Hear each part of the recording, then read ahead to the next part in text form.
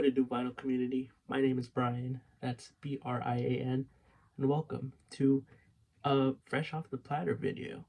I haven't done one of these in months, so decided to make one because I have a good number of records to show that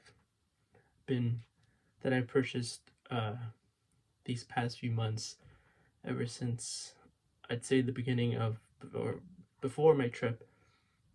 If you've been following the channel, but if not, if this is your first time watching, welcome, and welcome back to those who have been watching the videos.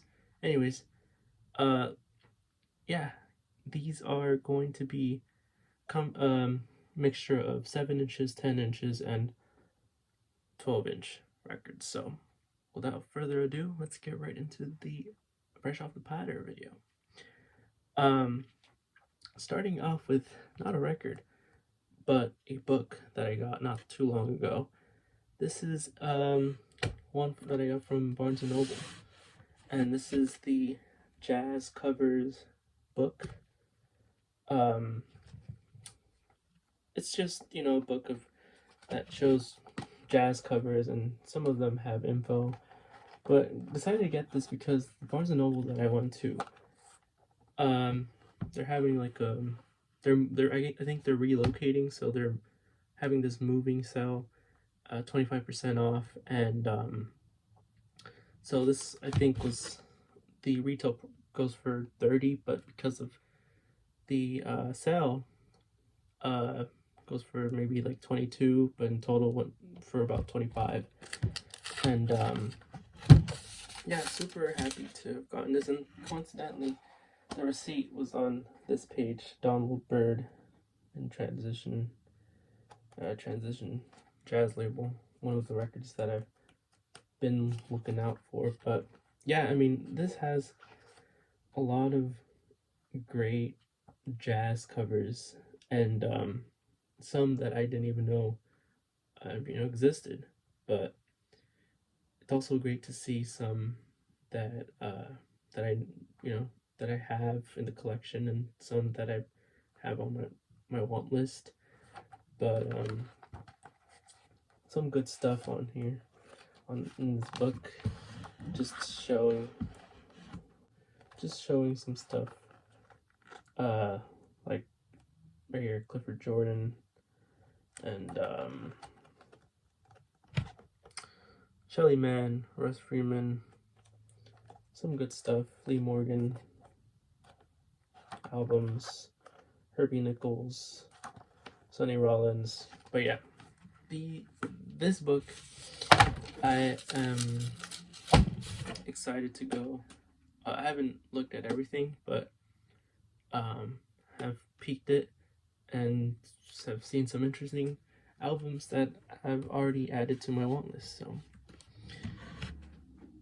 moving forward to some 7 inches that I've had for a while. A while back, I can't remember what video it was, but I showed a rookie mistake that I made when I went to the shop, which is this local shop near me, and purchased a Ramsey Lewis record. Can't remember the title, but basically the wax looked good, but when I brought it home, it turned out that part of it was already broken in half, and it wasn't really noticeable when I was at the shop. But rookie mistake. I only paid like $4, but still, it's a mistake on my behalf. But when I did purchase that, I also purchased some 7 inches. So I'm just gonna show some of these. Tony Bennett, I Want to Be Around, and I Left My Heart in San Francisco. Sadly, we lost Tony Bennett during the summer, and just coincidence I got this before his passing. Super good tunes. Well, the 2 tunes, my favorite stuff of Tony Bennett. And then here I have a Capital of Sinatra, All the Way, and Chicago. And then these last two are in this one inner sleeve. Anyways, Eddie Lockjaw Davis, Prestige 45. By the way, all of these I think I got for like $2 to $3, so you know, it's not that bad. But the Kitchen Part 1 and Part 2, I actually haven't listened to this yet, but when I see these, you know, Prestige, Blue Note 45s, I get them. And then last but not least, one on Emercy. This is Clifford Brown with Max Roach. And actually I haven't listened to any of these 7 inches, because I do want to get like a proper you know, what are these called? But yeah, I want to get a proper one of these, because some of them did have the, you know, this, and it was just kind of a hassle to take them out. So, but yeah, this one is what is this thing called? Love. And also, what is this thing called? Love. Okay, so I guess they're both the same tune, but can't wait to spin this, see if there's any difference. But yeah, that is the 7 inches that I got, and I could have sworn I got more, but I think I didn't want to get too many because I knew that I wasn't gonna be home like after, because of the trip. Anyways, so that's the 7 inches. And now moving towards to the 10-inch records. The earliest 10-inch that I got was actually while I was on my trip. Got this one off eBay. Prestige PRLP 121. Super interesting. Like the new sounds from Sweden, Volume 2. I don't have Volume 1, but yeah, this is early 50s, maybe I think 1951, 1952. You have Lars Gullin and Bengt Hallberg on that blue Prestige label. And it's been a while since I've spun this, but from what I remember is side A is trio, and then side B is quartet. But I got this for a good price. I think this one has been going up. You know, not in the best shape, but it still plays. And I don't know if people have been getting into collecting 10-inch records or 10-inch Prestige records, but the shop has a good number of 10-inch records ever since I came back from the trip, and so I've been getting some of those 10 inches. And so I have a few that I want to show that I've gotten from the shop. And starting off with this is an upgrade for me. This is on Bethlehem, Oscar Pettiford, Bethlehem BCP 1003. This is an upgrade for me. Found this, I think this was priced at $15. And I've shown my other copy a while ago. Can't remember how long ago, but a while ago. But this, when I saw this, I knew how to get it. And I didn't realize how it's not common to see this particular title online. But yeah, you have Oscar Pettiford on cello bass, Julius Watkins on French horn, Charlie Rose on tenor sax, Duke Jordan on piano, and Ron Jefferson on drums. I've been saying this and I'll say it again. The tune Trictetism is my favorite on here. It's the first tune on side 2. For a while, I was just spinning that on repeat, and it's just so good. I mean, overall, the album is also really, really good. But yeah, this 10-inch, super happy to have brought this home. Yeah, that's one that I didn't think I would find for a good price as well. Let's see. This next one, or these next few I might as well show, are actually a I wouldn't say they go together, but technically based off the titles they go together. So let me put them in order. Okay, so this one goes here. Alright, so I've been collecting these 10-inch Mercury Clef records that was put out by Norman Granz on his label. So I've been collecting the Jazz at the Philharmonic, and this one's volume 3. This one is a Mercury on the Mercury label. Some of these are Mercury and some of these are Clef. Well, actually, okay, so let me show you this one. This one's volume 8, and this one is volume 12. I'm pretty sure they're all live performances, but I can't remember if they're different lineups. So here you have Hank Jones, Joe Jones on drums, and Ray Brown on bass. Howard McGee on trumpet, Flip Phillips on tenor sax, Bill Harris on trombone, Illinois Jacquet on tenor sax as well. Let me see if that's the full lineup. Yeah, okay. So this one's on volume 8. The volume 8 lineup. Might as well show you the volume 3 lineup. So let me show you that right now. Okay, so the lineup for volume 3, Charlie Ventura, tenor sax, Charlie Parker, alto sax, Willie Smith on alto sax, Lester Young, tenor sax, Shoeless Joe Jackson on piano, and Joan Burks on trumpet. There's no bass on this one? Oh no, there is. Billy Hadnot on bass. Okay, cool.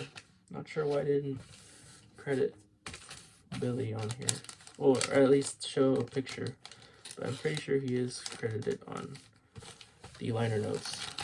So, super cool cover, by the way. Also on Mercury. Okay, so let me show you the lineup for volume 12. Okay, so you have Ray Brown on bass, Roy Eldridge on trumpet, Charlie Parker on alto sax, Lester Young on tenor sax, Flip Phillips on tenor, Hank Jones on piano, Buddy Rich on drums, and Tommy Turk on, actually, I can't tell if that's a trombone or a trumpet. Trombone, okay. But yeah, just based off the pictures here, and you can see Norman Granz right there. Super neat and clean cover as well. I mean, I don't know who the previous owner was, but whoever brought these to the shop, they took super good care of it. So, of these records.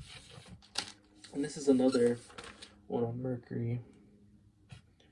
All of these are well, I wouldn't say super clean. They're clean, but they play really good. These Norman Granz records are actually really good sounding. So yeah, again, volume 8, volume 3, and volume 12. There's another Norman Granz record that's not part of the Jazz at the Philharmonic. This is Machito, Afro-Cuban Jazz. It's actually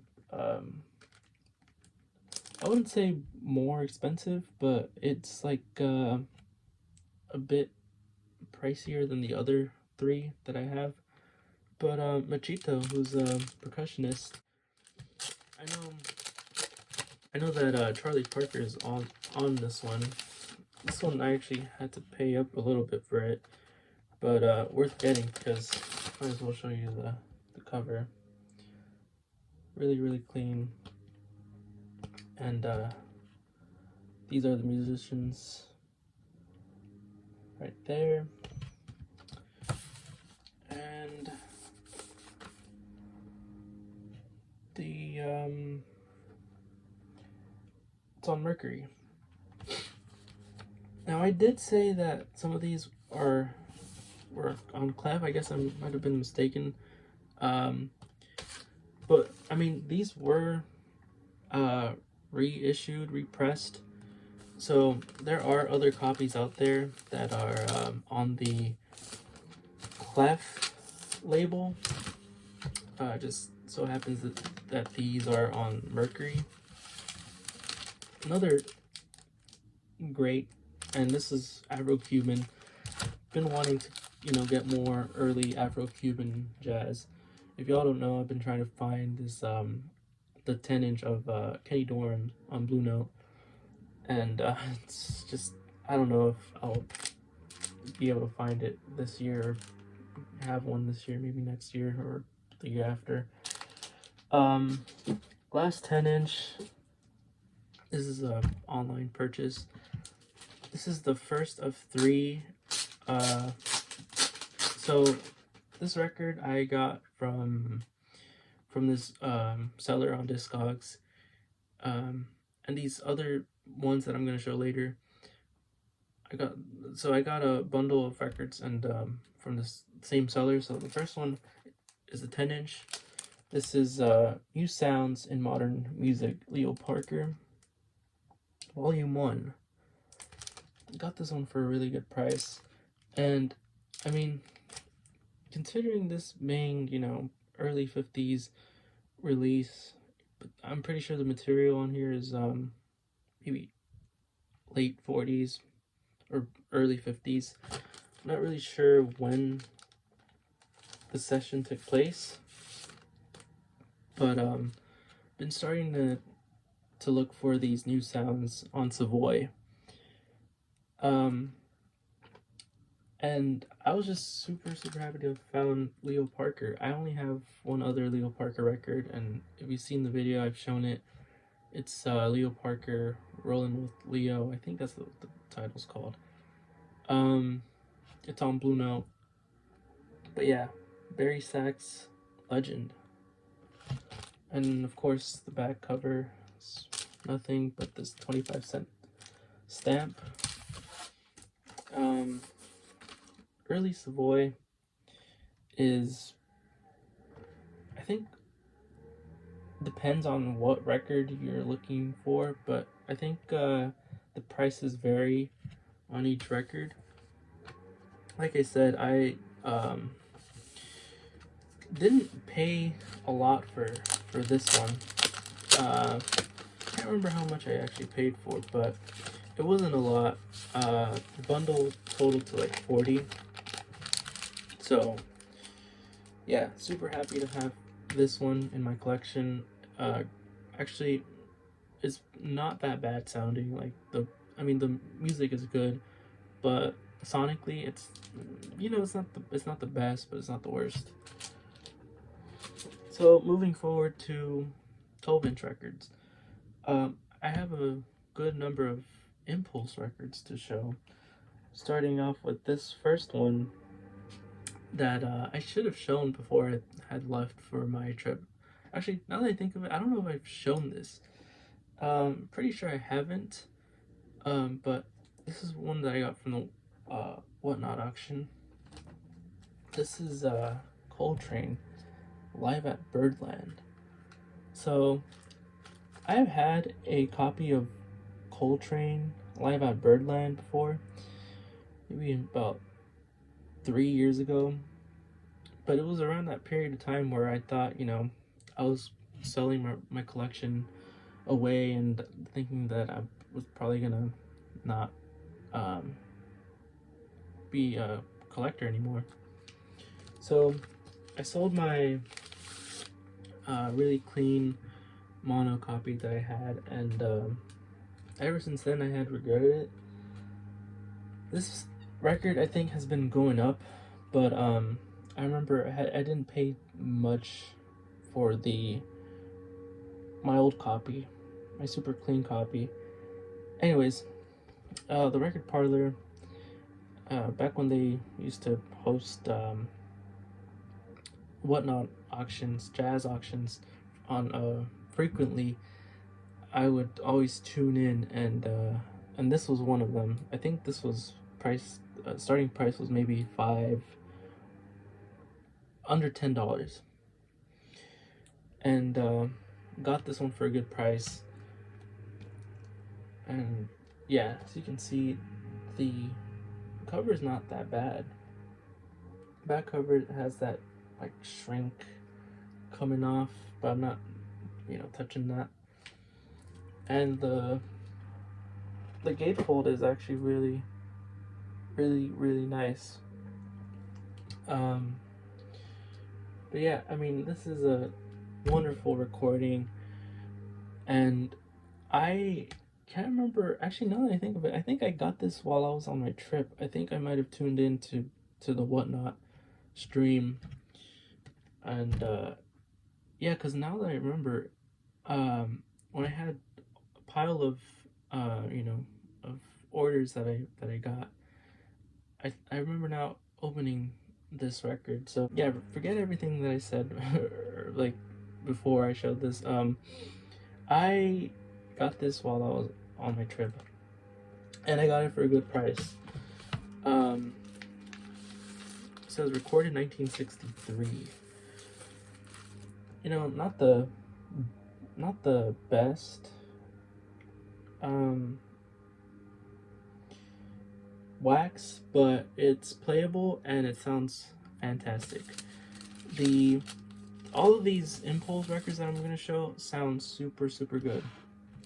You can see right here, the price tag, the initial price tag that they priced this at was at $25. Did not pay that price. They have these sales that they do for the Whatnot, so I guess whatever they didn't sell that those days or the weeks that this has been on their shelves or their bins, they just didn't. No one wanted it, so they decided to put it up on Whatnot. But yeah, Coltrane, one of my favorite Coltrane records. Wish I had some other ones that I sold of his. I think one of them was what's that one title? Kulu Mama. That's one that I don't see often anymore. But anyways, Coltrane. So next one is one from 2 of the 3 records that I got from the bundle. So I showed Leo Parker. This one is Don Shirley. This isn't technically a jazz record, but it does have Richard Davis. But yeah, Don Shirley. Known about Don Shirley ever since that one movie of his came out. What was it called? Green Book, I think. Anyways, I think that's a pretty good movie in my opinion, and this has been on my want list for a while because I'd seen this one at the shop and it's still there, but it has like tape all over the cover. So I was like, you know what, I'm gonna add this on my want list, and yeah, I mean, I wanted this because I've seen Richard Davis. This only has Don Shirley and Richard Davis on this record. It's on Cadence, but the liner note says something like something along the lines of like this can be a combination of both jazz and classical, but honestly, this is more on the fence of classical. This is one of those records that I'd say you would put on when your day is over. You know, you come home from work or you're at whatever you do, and tired, and you just want to listen to music. And this is one of the ones that I would personally put. Um, I'm myself.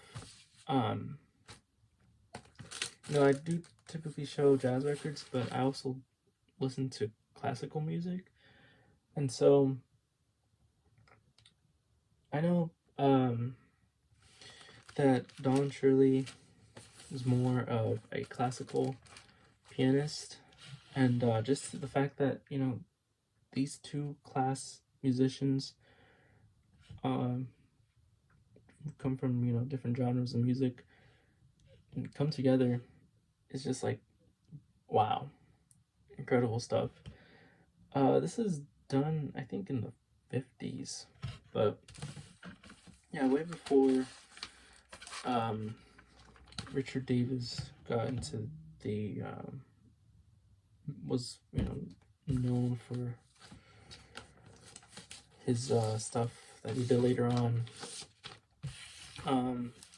They do some tunes on here called, well, they do Love Is Here to Stay, and they do My Funny Valentine. They also do a tune that really reminds me of well, actually they mention it and in the liner notes about the tune is called The Man I Love, and pretty much the opening starts off with this Rhapsody in Blue. And if you don't know what Rhapsody in Blue is, then I don't know what to tell you, but yeah, Rhapsody in Blue just reminds me of high school because I used to be a TA my senior year, and I would be teacher assistant for my music teacher, and so I would, while I was helping him, or whenever I wasn't helping him, I would be in the room with all the musicians of his wind ensemble, and at one point they were rehearsing Rhapsody in Blue, so I've heard it various times. So, anyways, good times. Um, this is cheap stuff. I wouldn't say it's for everyone, but if you're into piano, classical piano, and if you love bass too, good stuff. Next, super underrated musician. This is Billy Mitchell, the Billy Mitchell Quintet. A Little Juicy featuring the Thad Jones, who plays trumpet. But yeah, Billy Mitchell. I don't have many. Actually, I think I only have one Billy Mitchell, not record, but him as a sideman. It's on Al Gray's Dizzy Atmosphere. I don't think he's I think technically he's co-leading. He co-led that session. But anyways, when I heard that, I was like, I gotta start listening to more Billy Mitchell. Like I knew he has records of him, but I just never really got into listening to his music. But found this deal on eBay, paid I think $15 or $10, $10 to $15. I can't remember how much, but the cover is beat up. It's on Smash, by the way. I got a promo. Got it because the wax is like practically near mint. Other than the label and the what's it called, the cover, the wax plays beautifully. And I hadn't noticed until I saw the lineup here how good of a record this is. So you have Kenny Burrell on guitar, Billy Mitchell on tenor sax, Thad Jones on trumpet, Richard Weand on piano, Herman Wright on bass, and Oliver Jackson Jr. on drums. This is one that I've seen a couple times, like in the VC, but when it comes to Billy Mitchell all around, I just don't see many people talk about Billy Mitchell and his records. Um, I don't know if there are any reissues of his stuff, but if not, I wonder who has the rights to his to be able to license his stuff. And yeah, I mean, I think this was put out in 1962, 1963, but I really enjoy this. I didn't know Kenny Burrell was on this one. I knew Thad Jones based off his, the title, but really, really enjoyed this one, and hoping to get, more Billy Mitchell records. But this isn't his first. So, anyways, if you have never heard this one, you should stream it. It's some good stuff. Next up, this one I found at the shop. Not the same day when I got 10-inch records, but I was it was towards like the end when I was like gonna head home. I don't think I had seen anything else, and I was like, okay, maybe I'm gonna walk away with nothing. And then I saw one of the bins, and I saw this. And I was contemplating whether I wanted to take it home or not, but I was like, you know what? I saw the condition, and I was like, I'm gonna pass on the Blue Note Tone Poet. So this is Gil Evans Orchestra, great jazz standards featuring Johnny Coles. Found this one, and let me tell you, it was not not expensive at all. I've noticed the price on Discogs and on eBay, and I've noticed this price has been like going up. Got this one for 12, and it's super clean. It's just one of those that I was like, if I'm I was like, I'd rather walk home with something with at least one record instead of with nothing. So decided to pick this one, and the wax is super clean. This is on the World Pacific Records stereo. So yeah, you can see right there. Neat stuff. Gil Evans, who I think prior to this did the record with Cannonball Adderley. What is it? What is that one title? It's like Old Wine, New Bottle, or New Bottle, Old Wine. Don't have that one yet, but I did see one a while ago, and I regret not getting it. It was I think maybe a first press of that record. I saw it at Amoeba and passed on it because I was like, I'm probably gonna get the tone poet of it, and I still don't have one because I think it's still sold out. But might as well show you the lineup here if you can see it right there. Yeah. All right, there we go. Let me know in the comments below if you guys are gonna pick up that Gil Evans Plus 10 Record Store Day release.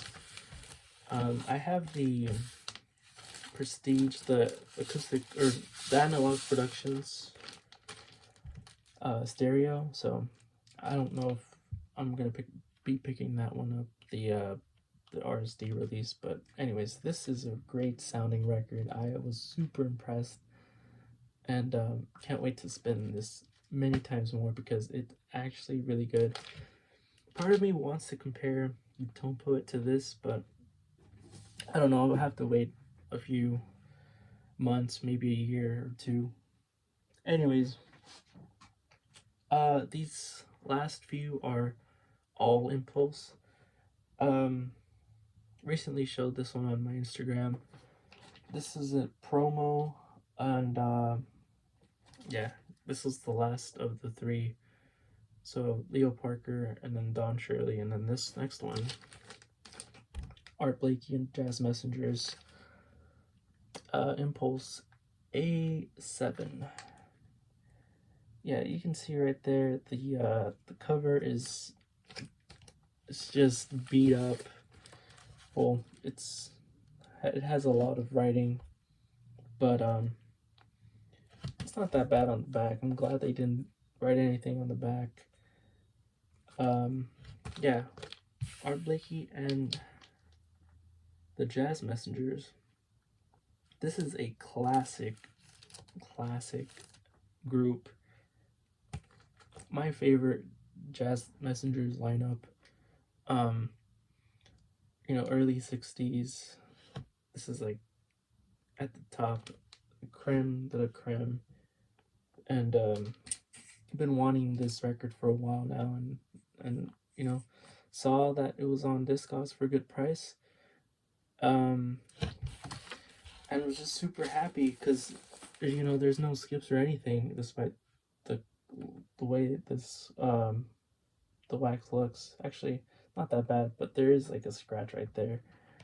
And but yeah, I mean, when I spun this, I was just mind blown because it had been a while since I've listened to this album. The stuff on Blue Note, excellent, but stuff on Impulse is super great as well.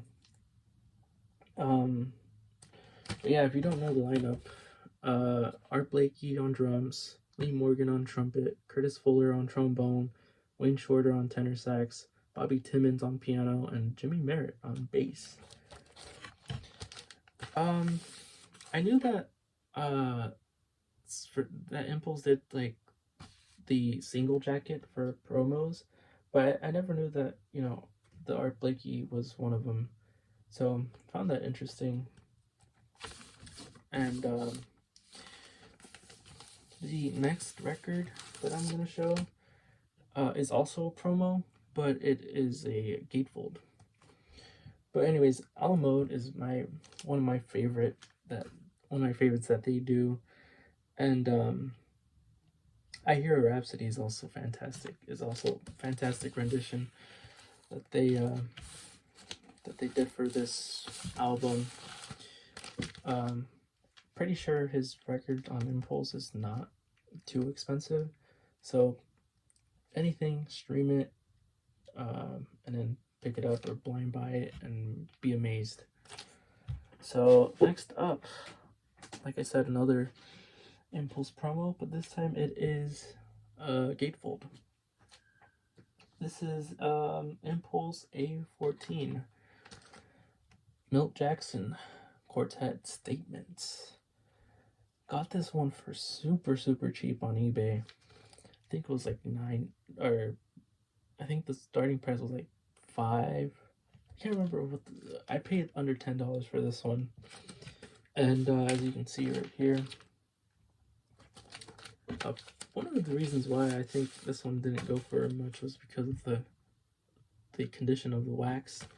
But anyways, they put the inner sleeve on the back and decided to keep it there because I thought it looked nice. But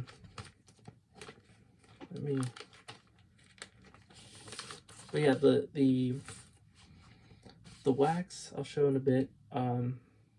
The quartet here: Milt Jackson on vibra-harp, Hank Jones on piano, Paul Chambers on bass, and Connie Kay on drums.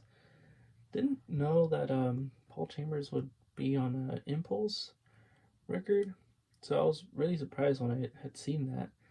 This was technically a blind purchase for me, and the fact that I got it under $10, just mind blowing, But yeah, you can see here the session photos, Paul Chambers. But yeah, this is some good stuff. really enjoyable record. Actually, let me see. Can't remember when this was put out. Also 1961. So 1961, 1962, somewhere around there. And yeah, around the same time as well as the Art Blakey record. So I said before, the wax is not in the best shape. Can you see that? Probably. Anyways, didn't have an issue other than the fact there was like one repeated skip. But other than that, it was like towards the end of the tune, so I did not mind it at all. And just for the fact that I paid under $10 is why I'm, keeping this. Super good stuff. Awesome quartet. This one I did pay up a little bit, but super clean. Impulse 888. This is Elvin Jones, Dear John C. And another spectacular lineup of musicians that just go together so well. Oh look, there's another inner sleeve that I put in the back. I don't know why I decided to just keep it there. It's just something that I think I saw me doing in the Milt Jackson. I was like, you know what, I'm just gonna keep it in the back. And it's like a super nice, clean Impulse inner sleeve. Anyways, Elvin Jones, Dear John C, Impulse, Mono. This one has, like I said, a stellar lineup and a super clean cover too. I mean, this is one that that I've been wanting for a while now. I actually spun this one today, and it's just super awesome sounding, super clean, my copy at least. And I was just impressed with the musicians. So you have Elvin Jones on drums, Charlie Mariano on alto sax, Hank Jones and Roland Hanna both on piano, Richard Davis, once again, Richard Davis on bass. Yeah, one of my favorite ones on here is Lovebird, mainly because lately I've been listening to Charles Mingus and his stuff on Atlantic. And not because, the Atlantic series, the Analog Productions is putting out the Atlantic stuff, but it's just the fact that both, I just started listening to Charles Mingus albums, and the releases, just both was a coincidence. And as I was saying, they have a tune here, which is a Mingus tune, Lovebird, and in Charles Mingus' record, The Clown, they have a stupendous tune. They call it Reincarnation of Lovebird, and I've been playing that on repeat. I've just been playing The Clown, the album The Clown, and I've been listening to what's the other one called? Not but the other oh yeah, there you go. Oh yeah. Anyways, I don't think this has been reissued. Well, I know Analog Productions put this out as a 45, but other than that, hopefully, Analog Productions can do this in their acoustic sound series. So good stuff. Elvin Jones, been needing more Elvin Jones. Recently posted Elvin Jones Polycurrent on Blue Note. Maybe that should also get a reissue, because it's just incredible. That lineup on that album, I love. Anyways, I've shown this next one. as a separate video. I think I did, it's called like unboxing, Grail unboxing or something like that. This is Impulse Mono A77. Finally got the chance to spin this one. I Love Supreme by John Coltrane. This is the this is like at least an early pressing, if not a first pressing. But I did mention in that video that there's like another like pressing that came out around the same time that doesn't have the A and B right after 77 on the labels. So I think that's like the true first pressing. I could be wrong. I still haven't gotten, corrected. And so spun this one. Sounds amazing. But let me tell you, right after I had gotten this, after I made that video, decided to go to the shop, right? And the shop has, like, ever since I came back from the trip, when I went back, there were some major changes. By saying that, I mean, like, they added shelves for CDs, like, next to the record bins. And on top of that, they added more bins to their jazz section. And so I remember when I went in, the day I went back, the store owner who recognizes me, because every time I go purchase jazz, told me about the more bins that are in the back, and he told me that that I could check it out. There some of the stuff are unpriced records, and some of them did have prices. So I checked it out, and I stumbled upon this right here. This is also John Coltrane I Love Supreme stereo. No cover, as you can see. And I was just like, whoa. And then I saw the price, $25. I was like, holy smokes. There's no way. I was just mind blown, because the fact that I had purchased a monocopy I had to pay up for the monocopy, and then I stumbled across a a stereo, which, let me tell you, I mean, the price is fair because the wax is beat, but they have a listening station. So before I was contemplating whether I wanted to purchase this or not, and they have a listening station. So I was like, I'm gonna listen to the whole album to see if there's any skips, if there's any any issues. There was only one very small, not very noticeable skip on part 2, on side A, the second tune. And other than that, the whole record plays through, and look at the scratches on here. I mean, I did mention in a previous Vinyl Finds video where I showed Lou Donaldson's Blues Walk, how, like, the vinyl then was just on another level.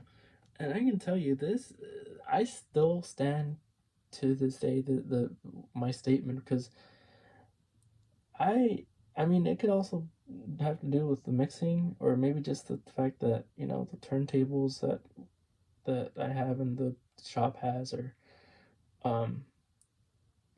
like entry level. Well, mine's is entry level, but I mean, the shop has like a vintage. I can't remember what model or what type of turntable they have, but it's not that bad. Anyways, sorry for rambling on. This is a stereo. I don't know if I mentioned that already. A stereo. Can't tell what can't tell like what pressing this is exactly. Like this has the Van Gelder on the dead wax. It has stereo. It has the LW. I'm pretty sure, right? Actually, no, it doesn't. Does it? I could have sworn it had the LW. Anyways, maybe I'm mistaking with the other one, but no. Okay, so this one just has stereo, AS77B and AS77A, Van Gelder. Oh no, it does have the LW. I'm seeing right here. Okay, it does have the LW. Yeah. Okay, no, it does have the LW. Like I said, for $25, I spun this one right after the mono today. Time of this recording, and I'm gonna have to like listen to them both back and forth, just to see which one I prefer. But I'm keeping both of them. I don't care what anyone says. I'm gonna start having like a collection of Love Supremes. Speaking of Love Supreme, I still haven't well, still can't decide if I want to purchase the what's it called, the Analog Productions record, the UHQR. There you go. So I do have the Acoustic Sounds reissue of this, but it's been a while.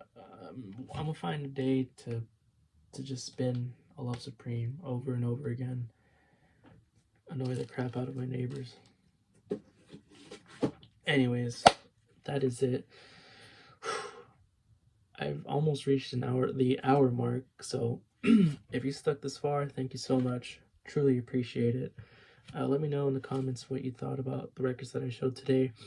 If I should still collect the 7-inch records, what you think about the 10-inch records, and any of the 12-inch records that I showed. If it's the Billy Mitchell, the Don Shirley, the Impulse stuff, let me know. Anyways, thank you guys so much for watching. Subscribe if you haven't already, but if not, that's fine. Still truly appreciate you guys for watching, and hope to see you guys in the next one. Take care.